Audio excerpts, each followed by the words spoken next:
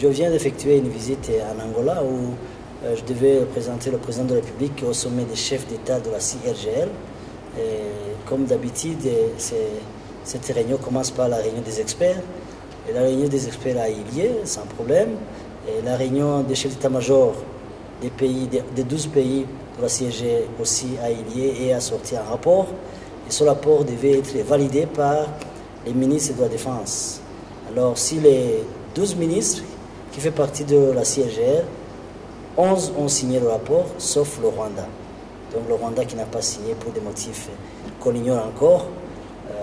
Et le lendemain, la réunion des ministres de la société a eu lieu aussi. Mais on a constaté que certains chefs d'État ont des agendas trop chargés et ils n'ont pas pu faire le déplacement en Angola. Et on a ajourné la réunion pour le mois de mars.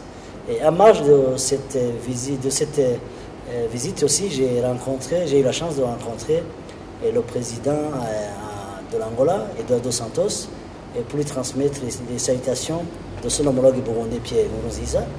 Et on a échangé sur les relations de bon voisinage aussi, de bons camarades d'Afrique. On a vu que les relations sont en bon fixe et qu'il faut les renforcer. Et après, j'ai rencontré aussi le président de l'Assemblée nationale et pour lui transmettre les citations de son homologue burundais, le président de l'Assemblée du Burundi. Et aussi, on a parlé de relations bilatérales entre nos deux pays et qu'il faut les renforcer pour l'intérêt supérieur de l'Afrique et de nos deux pays.